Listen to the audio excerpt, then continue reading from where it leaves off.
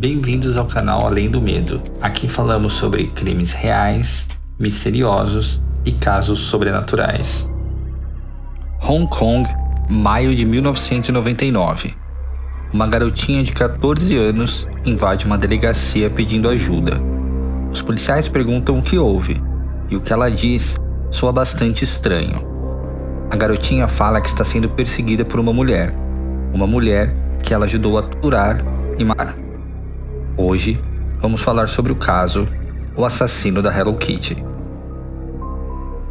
Os policiais pensaram que aquilo fosse uma brincadeira, mas a garotinha parecia muito assustada. Ela estava pálida e bastante desnorteada, até que ela disse: "Eu sei onde o corpo dela está." Antes de continuar, alguns avisos.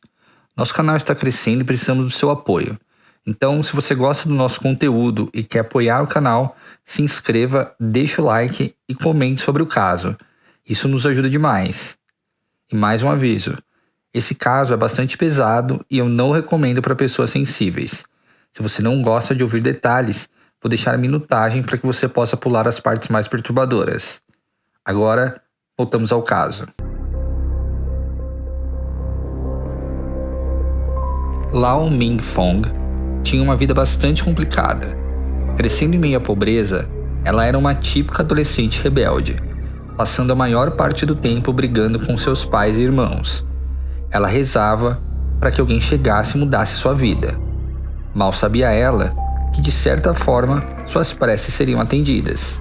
Em uma certa noite, a Fong, como era conhecida, estava vagando pela cidade e acabou entrando em um restaurante qualquer. Lá dentro, ela cruzou o caminho de um jovem de 18 anos chamado Leung Wai-Yun. Na época, em 1998, Hong Kong passava por um cenário complexo com relação ao crime organizado. O ambiente era difícil para as autoridades. Na década de 90, gangues como a Tríade expandiram suas operações e influência, difundindo a ilusão de fortuna e sucesso através do mundo do crime, o que atraía principalmente os jovens. O gangster, como era conhecido, se aproximou de Fang, que estava sozinha na mesa do restaurante, e logo se apresentou. Imediatamente ele cativou a atenção de Fang. Para ela, a promessa de escapar da miséria era irresistível, e ela estava disposta a pagar qualquer preço para isso, mesmo que fosse se envolver com um integrante de uma das gangues mais perigosas de Hong Kong. Os dois começaram um romance, e Fong mergulhou na vida noturna de Hong Kong, mais ainda na vida das gangues. Aos 13 anos, rodeada por drogas e bebidas, Fong e Gangster passavam a noite em bares, boates e karaokês. Mas todo esse cenário ainda poderia piorar. Chan Man Lok era um traficante de metanfetamina de 34 anos. E Ice era como a metanfetamina era conhecida. Sua fama era notória. Man Lok era implacável e temido, principalmente por ser imprevisível e violento. Com certeza, você não iria querer ser inimigo desse cara. Uma noite, Gangster decide apresentar a sua namorada para Man Lok, seu irmão de gangue. Naquela mesma noite, Man Lok disse que eles deveriam ir ao seu apartamento para comemorar. O prédio ficava em Kowloon, na Greenville Road, uma rua comercial. TV a cabo, PlayStation, diversos tipos de filmes de Hollywood, filmes adultos e muita droga. Assim era o apartamento de Man Lok. Lembrando que estamos em meados de 1998. Aquele era um lugar perfeito para se isolar do mundo. Mas o apartamento de Man Lok também tinha coisas estranhas. Ele era inteiramente decorado com coisas da Hello Kitty.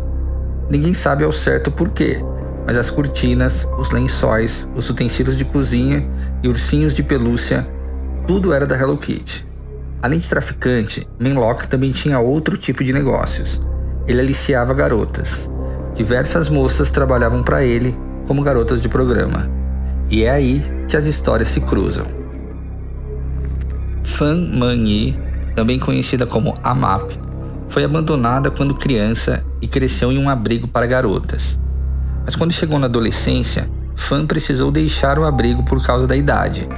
Não tendo para onde ir, ela se viu solitária, sem família, sem amigos e sem um futuro pela frente. E o que era inevitável aconteceu. Fan entrou para o submundo, se viciou em drogas e, para sustentar o seu vício, começou a cometer pequenos furtos e a se prostituir. Tempos depois, ela conseguiu um emprego em uma boate, onde trabalhava como dançarina e eventualmente fazia programas. Foi em um desses programas que ela conheceu seu marido em 1996. Eles se casaram e Fan finalmente conseguiu sair daquela vida. 2 anos depois, ela acabou ficando grávida de um garotinho. Mas o que parecia ser um sonho, na verdade, era só mais uma etapa trágica na vida de Fan. Seu marido também era viciado e bastante violento. O dinheiro que os dois ganhavam não era suficiente para sustentar os vícios e o filho, e isso frequentemente era motivo para brigas e discussões. Vizinhos relatavam que diariamente ouviam gritos, choros e agressões entre o casal. Fan decidiu se separar do marido e mais uma vez tentar se virar sozinha. Em 1997, ela começou a trabalhar em uma boate em Kowloon chamada Romance Villa. Naquela boate, Fan chamou a atenção de um cliente em especial e rapidamente ele se tornou um cliente fixo. Seu nome? Manlock. Os programas geralmente duravam a noite toda. Eram regados a álcool e muita droga. Tudo cortesia de Manlock, é claro. Mas Fan cometeria um erro que faria com que ela vivesse os piores dias de sua vida. Manlock estava desacordada no quarto, provavelmente desmaiado depois de ter usado tanta metanfetamina e álcool. Foi quando Fan tomou uma decisão bastante arriscada. Ela iria roubar um dos homens mais perigosos e violentos de Hong Kong. Fan pegou a carteira de Manlock e retirou $4.000 locais, que daria mais ou menos $500 americanos naquela época. Apesar de arriscado, Fan pensou que Manlock nem perceberia o sumiço do dinheiro, mas ela não poderia estar mais enganada. Não é todo mundo que arrisca roubar um chefe de gangue. Na verdade, ninguém faz isso, e o motivo é muito simples. Se ele te encontrar, o melhor que pode acontecer é você morrer. Assim que Manlock acordou, ele se deu conta que havia sido roubado. A suspeita, obviamente, a última pessoa que esteve com ele, Fan.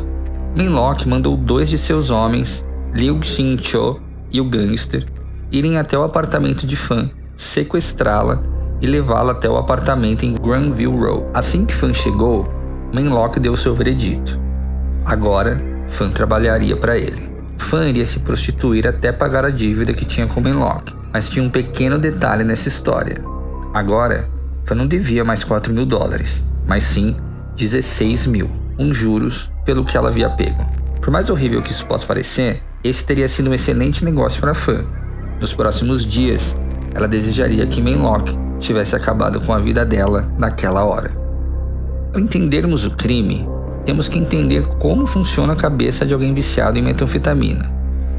A metanfetamina literalmente frita o seu cérebro. Ela aumenta os níveis dos neurotransmissores, como a dopamina, a noradrenalina e a serotonina. E o uso crônico pode resultar em uma diminuição na produção natural desses neurotransmissores, levando a desequilíbrios químicos e dificuldades no funcionamento normal do cérebro. Também acontece uma redução no volume cerebral, especialmente em áreas importantes para o aprendizado, memória e tomadas de decisões. As principais áreas afetadas são o córtex pré-frontal e o hipocampo, além de causar ansiedade, paranoia, delírios, alucinações e comportamentos agressivos ou violentos. Agora, imagine que você está preso em um apartamento com 3 homens viciados em metanfetamina e extremamente violentos, sendo um deles um chefe de gangue que você roubou. Fan jamais sairia viva de lá. No início, ela atendia os clientes sem parar. Ela não podia descansar, nem tomar banho, nem se alimentar. Também não havia muitos critérios. Ela não podia escolher quando e nem como. Mas essa nem era a pior parte. Fong, a garotinha de 14 anos, contou ao tribunal que a pior parte acontecia quando eles estavam iced, ou seja, quando eles usavam metanfetamina. As sessões de tortura eram diárias. Fong disse que eles bancavam Fan quando eles estavam entediados e que eles batiam nela e riam. Às vezes, Fong também era chamada para sessões de tortura. Ela disse ao tribunal: "Eu espancava ela por diversão. Queria ver como era machucar alguém. Era como se fosse um jogo. Se ela não estivesse feliz enquanto apanhava, Eles batiam mais forte. Eles pediam para ela rir enquanto eles a espancavam. Era bem divertido. As lesões causadas em Fan e o estado precário que ela se encontrava revelou uma falha no plano de Manlock. Ninguém iria querer um programa com uma mulher desfigurada. A máquina de dinheiro estava quebrada. Aparentemente, isso deixou o grupo ainda mais furioso.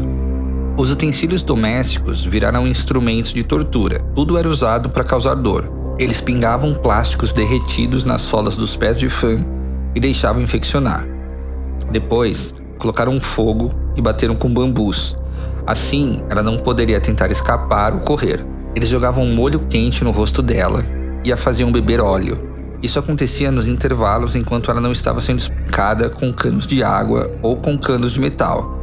Segundo Fong, tudo isso acontecia apenas por diversão. Às vezes, quando não tinha nada de interessante na TV, eles amarravam a Fan com fios elétricos, penduravam ela no teto e começavam a bater, como se fosse um saco de pancadas.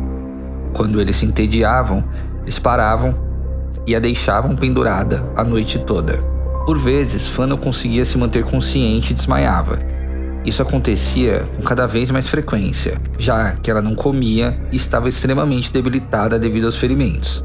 Em outra parte do depoimento, Fong disse: ela estava quebrada e não era mais tão legal assim brincar com ela. Mas de qualquer maneira, a gente continuava. Não tinha muito o que fazer. As torturas duraram semanas. Fazia 1 mês que Fan havia sido sequestrada e era brutalmente torturada. Até que um dia, o tormento de Fan chegou ao fim. Fong acordou e saiu de seu quarto em direção à cozinha. Quando ela passou pela sala, viu o corpo de Fan no chão. Ela já estava morta. Como um brinquedo quebrado, Fong ignorou o corpo e foi falar com os outros. O depoimento de Fong na corte deixou todos chocados. As palavras saíam da boca da garota com tanta naturalidade que era quase impossível acreditar que aquilo fosse real. Em mais uma parte do depoimento, Fong disse: e já que a gente não chegou a nenhuma decisão sobre o que fazer com o corpo, a gente foi jogar videogame para relaxar. Depois nós voltamos e dormimos. No dia seguinte, Manlock decidiu que eles tinham que se livrar daquele corpo. Eles colocaram o Fan em uma banheira e começaram a desmembrá-la. O próprio Manlock foi quem cortou a cabeça dela com uma serra. Depois disso, ele pediu para os seus 2 subordinados que colocassem as partes do corpo em sacos plásticos e deixassem dentro da geladeira. Fong se lembra de ter sido acordada pelo namorado gangster com um saco de plástico com o intestino de Fan dentro. Ele disse: vai ferver isso aqui, senão vai começar a cheirar mal. Xing, o outro membro da gangue, pegou a cabeça cortada de Fan e colocou dentro de uma panela para ferver. Depois, ele chamou Fong para que ela visse aquela cena bizarra. Fong disse que não queria ver, ela estava com medo, mas Xing disse para ela fingir, para pensar que aquilo fosse um videogame. Fong disse que deu certo. No final, era como se fosse um jogo. Enquanto eles faziam todo esse processo macabro, eles pararam para almoçar. Em uma boca do fogão, eles ferviam a cabeça de Fan e na outra, eles cozinhavam o macarrão. A mesma colher que mexia a panela com a cabeça também mexia a panela de macarrão. Dentre as dezenas de coisas bizarras que já haviam acontecido, foi nesse momento que seguiu o fato que deu nome ao caso e que ficou mundialmente conhecido. Quando nada mais restava da cabeça de Fan, apenas os ossos, Xing teve a ideia de enfiar o crânio dela em uma Hello Kitty de pelúcia, a Hello Kitty sereia. Todo esse processo demorou em torno de 10 horas. Não se sabe muito bem porque eles tomaram essa decisão. Aparentemente, o que dá a entender é que eles queriam ter um troféu de tudo que eles fizeram, e o crânio seria a representação disso. Depois de se livrarem do corpo, o grupo voltou a viver as suas vidas normalmente, como se aquele crime brutal não tivesse passado de um jogo de videogame ou um filme de terror, assim como disse Fong. Além disso, ninguém sairia para procurar Fan, nem seu ex-marido. Manlock e os outros sairiam impunes.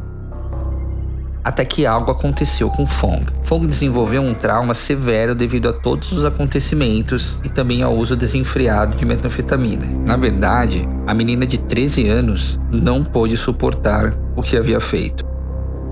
Fong dizia que estava sendo assombrada pelo fantasma de Fan e que a via constantemente. desfigurada e amarrada com fios. Na esperança de se livrar dessa maldição, Fong resolveu denunciar o caso 1 ano depois. Em troca de proteção e até mesmo pela sua idade, Fong testemunhou contra os outros torturadores. A polícia conseguiu colher evidências suficientes para incriminar o trio e dentro da boneca encontraram o crânio da fã. O caso chocou não só Hong Kong, mas todo o mundo. Boa parte do caso não foi divulgada à imprensa, tamanho o horror que poderia causar à população. No tribunal, Gangster e Shin foram condenados à prisão perpétua e Menlock condenado à morte. O caso ficou bastante famoso, dando origem a alguns filmes, um deles chamado There's a Secret in My Soul, e a série Bones também tem um episódio inspirado no mesmo caso. Esse foi o caso Assassino da Hello Kitty. Se você chegou até aqui, deixe a sua opinião sobre os acontecimentos relatados nessa história ou uma sugestão de um caso que você gostaria de ver por aqui. Obrigado por ter assistido.